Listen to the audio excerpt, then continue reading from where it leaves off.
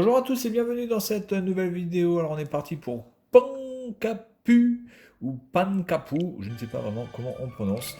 Donc j'ai déjà fait le premier stage, le premier niveau qui était donc le tuto.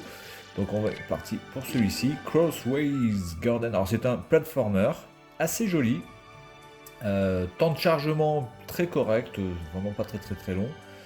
Et puis ça a l'air vraiment d'être très sympa.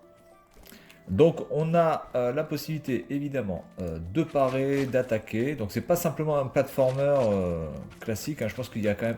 Oh putain, attendez. Il y a quand même pas mal de choses à faire parce que si vous allez par exemple dans... voilà, si vous allez dans le menu ici, vous avez les quêtes, vous avez la map évidemment, vous avez alors tout ce qu'on peut je pense récupérer peut-être pour augmenter ses compétences. Ça a l'air d'être quand même assez ouf. Donc du coup, non, c'est quoi ça? Skin. C'est quoi ça, skin? Nightmare. Qu'est-ce que c'est que ça? Ah yes, on peut changer. Ah ouais, ça pète ça. Oui, je viens de découvrir un truc. Alors évidemment, je viens juste de commencer le jeu. Pour l'instant, graphiquement, je suis assez conquis. C'est franchement sympa. Les possibilités sont assez grandes pour l'instant. On peut faire donc une attaque piquée avec le X, voilà, qui est beaucoup plus puissante évidemment. On peut faire l'attaque normale, on peut se protéger, voilà. On peut sauter de plus en plus haut si on reste appuyé sur le bouton B longtemps. Si on reste pas longtemps, on saute comme ça. Si on reste très longtemps, on saute plus haut. Voilà, donc ça c'est du classique. Mais j'avoue que le style graphique est assez sympa. Un petit peu trop de vert pour moi, je suis pas très fan du vert, mais dans l'ensemble c'est pas mal. Alors après le problème c'est qu'il n'y a pas de localisation en français.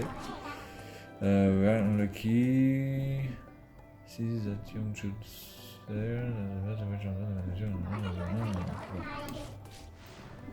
Alors qu'est-ce qu'il faut que je fasse? Est-ce qu'il faut que j'aille là-dessus? Non.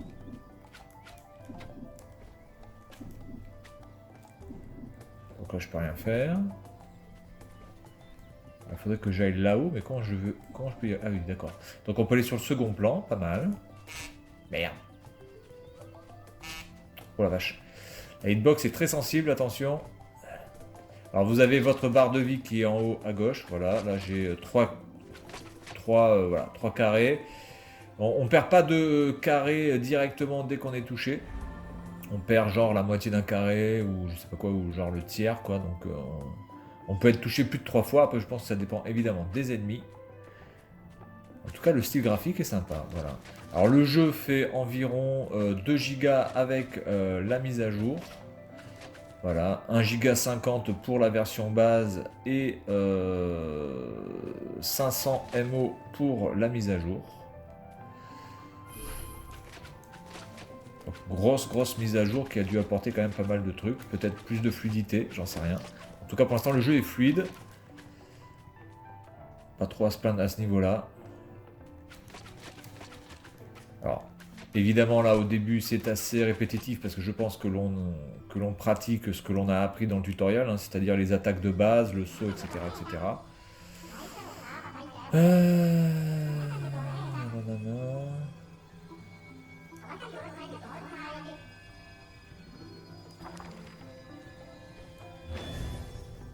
Alors, maintenant, je vais retourner voir. Donc voilà, vous avez l'explication. Alors tout est en anglais et c'est pas de l'anglais vraiment, c'est pas de l'anglais facile, hein. Donc malheureusement, je pense que c'est pas forcément un jeu qui va pouvoir être joué par les plus jeunes d'entre vous. Ou alors bah, vous le faites un petit peu, je vais pas dire à l'arrache, hein, mais vous le faites en freestyle, hein, voilà, parce que bon, moi ça m'est déjà arrivé évidemment quand j'étais jeune sur la Mega Drive ou sur la Super Nintendo de jouer à des jeux totalement en anglais. Ah merde. Euh, et je ne comprenais pas forcément tout, et bien j'y suis arrivé quand même. Voilà, mais maintenant si vous voulez vraiment profiter à fond du jeu et de toutes les quêtes et de tous les items, de pouvoir vraiment exploiter ce jeu à fond, il va falloir quand même un minimum parler anglais ou en tout cas vous aider. Parce que là, les textes sont quand même assez tendus. D'accord, donc si je vais là... Ah oui, attendez, ça c'est une sortie. Alors la sortie là, par exemple, vous voyez, elle n'est pas forcément très bien indiquée. Ça a l'air d'être fondu dans le décor, donc on le voit pas très bien. Donc là, je pense qu'il faut que je retourne là où il y avait le... Alors les ennemis repop, par contre. Je ne sais pas à quoi servent les points, là. Je vois marqué 30, machin. Est-ce que c'est des points de vie? Est-ce que ça va m'apporter quelque chose? J'en sais rien. Donc là, je vais là. Et donc là, du coup, je vais pouvoir faire quelque chose. Cutscene. Non, le style graphique est bien. Hein. Les couleurs sont quand même assez bien choisies. C'est pas non plus... Voilà, ça défonce pas les yeux. C'est agréable. Il y a du doublage. Alors, du doublage en anglais aussi. Tout est en anglais. Hein. Je pense pas qu'on puisse changer la langue. Je vais quand même regarder parce que normalement, ça se fait automatiquement, hein, la localisation. Bon, là, je peux rien changer de toute façon. Donc, je pense pas qu'on puisse le changer.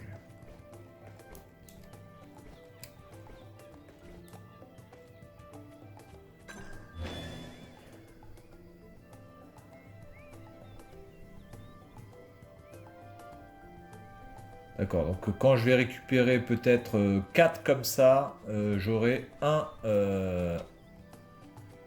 carré en plus, j'imagine, un peu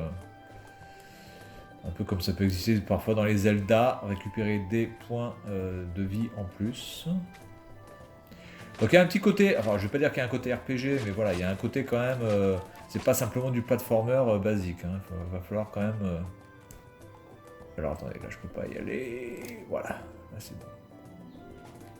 Ah oui, alors là il va falloir que je sois synchronisé avec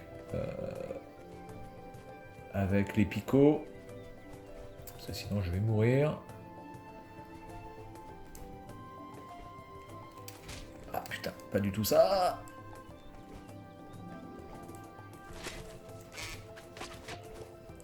Ok, donc ça c'est le point de sauvegarde.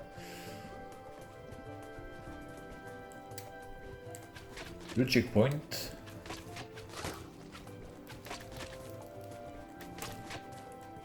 Oh putain, j'ai chaud. J'ai eu chaud. Alors ce qui est bien aussi, c'est qu'on peut faire plusieurs coups en l'air. On n'est pas limité à un. Donc ça c'est plutôt cool.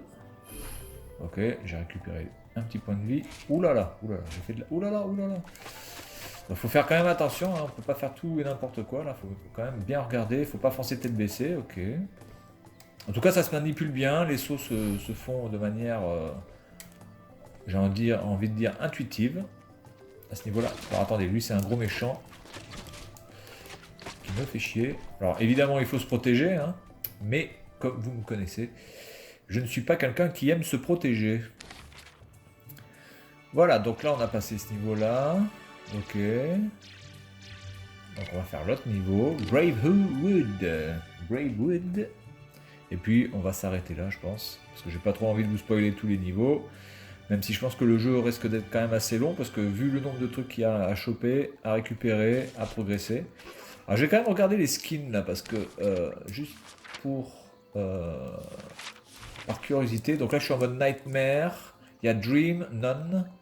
D'accord, en fait il n'y en a que 2. Donc je vais mettre en Dream. Dream c'est ça en fait, d'accord. Et skin none, ça veut dire quoi? Alors none. En fait none c'est Dream en fait. Voilà, ok, bon, ça change pas grand chose. Donc je pense qu'il y aura en plus des skins à récupérer. Évidemment. Oh, j'ai fait le con.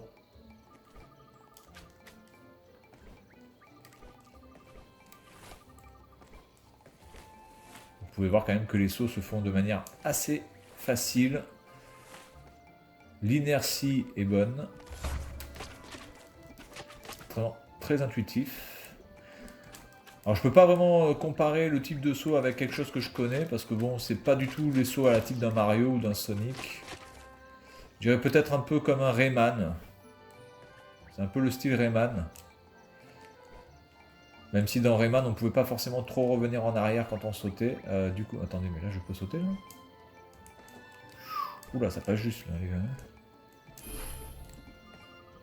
Alors là je vais faire un saut piqué. Comment je vais faire un... Saut piqué.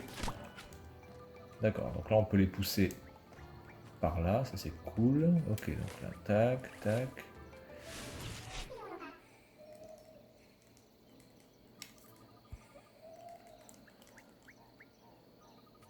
C'est dommage qu'on puisse pas courir. Pour l'instant, les gâchettes, j'ai l'impression que les gâchettes ne sont pas utilisées. Bon, attendez, je passe. Je vous laisserai lire vous-même. Je suis pas quelqu'un qui aime beaucoup lire déjà de base. Alors attendez, les gâchettes pour l'instant ne me servent à rien.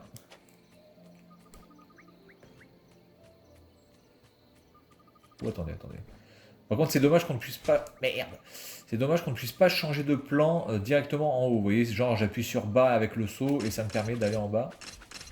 Ça, je peux pas le péter, je pense. Hein. Ah, oh, attendez. Non.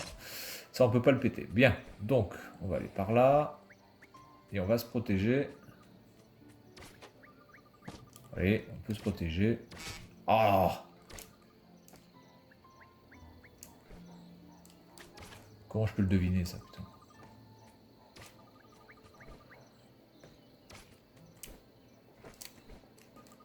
Voilà, et après, il se cache. Quand vous êtes trop près, il se cache. Oh, putain!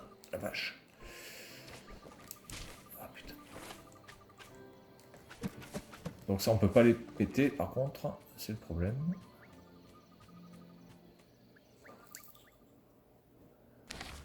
Bon, bah écoutez, voilà, on va s'arrêter là. Alors après la map, là, je sais pas si on peut vraiment visiter la map pour voir à peu près jusqu'où on peut aller. Mais ça a l'air quand même d'être assez balèze. Voilà. Donc en tout cas ben, ce jeu, Pankapu, pour l'instant, c'est du bon. Voilà, le gameplay est bon, c'est joli, les temps de chargement sont pas trop longs, il y a des petites musiques sympas. Voilà, c'est pas des musiques non plus exceptionnelles, mais ça passe largement. Voilà, vous pouvez... il y a quand même énormément de choses, je pense, à faire. Et à récupérer. Vous pouvez voir quand même que c'est très bien fait. Voilà, là j'ai récupéré ça là.